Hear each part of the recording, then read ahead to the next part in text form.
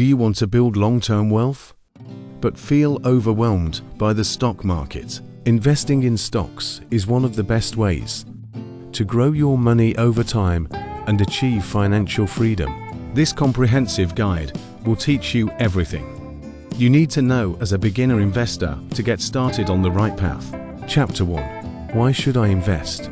The main reason to invest is to put your money to work and generate compound growth and returns, with inflation averaging 3% annually. Leaving cash sitting in a bank account means you're losing purchasing power every year. Investing allows you to potentially beat inflation, build real wealth, and achieve goals like retirement much faster. Historically, the stock market has delivered average annual returns of 7 to 10% despite periods of volatility over 30 to 40 years. Consistent investing can turn modest amounts into hefty retirement nest eggs through exponential growth. For example, investing $5,000 per year for 40 years as an 8% return grows to over $1.3 million. That's the power of compounding. Chapter 2. How can I make money investing in stocks? There are two primary ways investors make money from stocks. The first is capital appreciation, which is when you sell a stock for a profit that's higher than the purchase price. The difference between the buy and sell price is your capital gain. The second way is earning dividend payments. Many established companies pay out a portion of their profits as dividends to shareholders each quarter or year. Dividends can provide passive income that can compound over time through reinvestment, while many growth stocks like Amazon or Netflix don't pay dividends. Older blue-chip stocks like Coca-Cola or ExxonMobil have paid steadily increasing dividends for decades. Chapter 3. When should I start investing? The earlier you start investing, the more powerful compounding can be due to more time. For example, investing $5,000 per year, starting at age 25, turns into $1.9 million by age 65, assuming 8% annual returns. Waiting until 35 to start results in just $852,000 by age 65.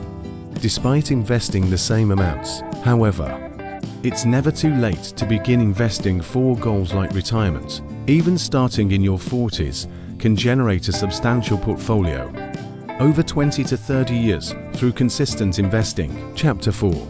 How much should I invest? You can start investing with very little capital, even $100 or less if buying fractional shares. However, most financial advisors suggest first building an emergency fund with 3 to 6 months worth of living expenses saved. This protects you from going into debt during unexpected events. Before investing more aggressively, a common rule of thumb is to invest 10 to 15% of your gross income each year if you're employed. As you accumulate assets, your contributions and compounding growth can accelerate. Chapter 5. How do I buy stocks? To invest in stocks, you'll need to open a brokerage account. Leading online brokers like Fidelity, Charles Schwab, E-Trade, TD Ameritrade and more allow you to open accounts and place trades entirely online or through apps. You can purchase full or fractional shares of any publicly traded stock.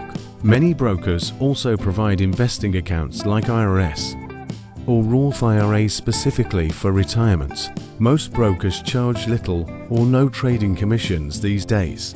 Chapter 6. How do I pick the best stocks? There's no perfect formula, but look for companies with strong fundamentals, including rising profits, competitive advantages, healthy balance sheets, and capable management teams with shareholder-friendly track records. Make sure to diversify across different sectors and mitigate company-specific risks. Consider your investing time horizon, objectives, and personal risk tolerance. Thoroughly research companies before investing significant sums. Chapter 7. What's an index fund?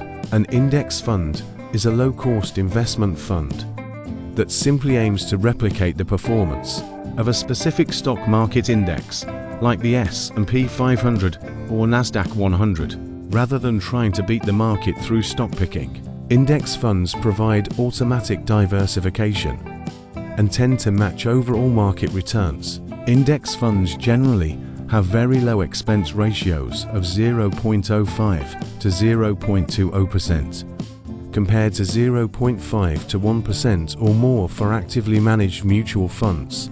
This allows more of your money to compound over decades. Chapter 8. What's the best index fund to invest in? Some of the largest and most popular index funds for beginners include SPDRS and P500 ETF SPY. Tracks the S&P 500 index of large US company stocks. Vanguard Total Stock Market Index VTI follows the overall US stock market.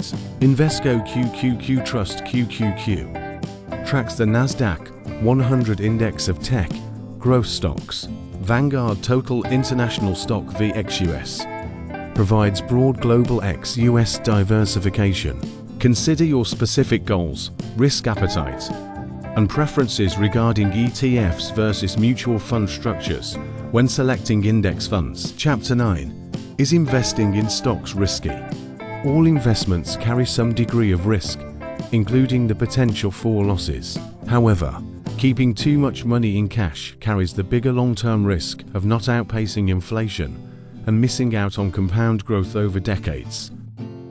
While stocks can experience unsettling volatility and corrections in the short term, they have historically delivered positive returns over any 10 to 15-year period. The S&P 500 has never experienced a 20-year period with negative returns. For example, appropriate diversification across sectors, geographies, and asset classes like bonds helps reduce overall portfolio risk. Following a disciplined, long-term investing strategy is key. Chapter 10. When should I sell my stocks? It's generally recommended to have a buy and hold mentality, especially for retirement portfolios that can benefit from decades of compounding. However, there are some cases where selling stocks makes sense, rebalancing your portfolio to restore target asset allocations after big market moves, major life events, or changes in your investing goals or time horizon. Capturing profits on big winners to allocate into undervalued opportunities. Tax-efficient repositioning of holdings in taxable accounts. Avoid panic selling during inevitable market corrections and dips. Stay disciplined. I hope this beginner's guide has empowered you with the fundamental knowledge to get started investing successfully in the stock market. Remember, investing is a long-term journey of building wealth gradually through smart planning, diversification, and remaining disciplined through ups and downs. Start investing early, focus on low-cost index funds initially, and let compounding work its magic over decades. With the right approach, the stock market offers a powerful pathway to achieving your financial dreams and goals. Be sure to subscribe for more in-depth investing content, and let me know if you have any other questions to get started.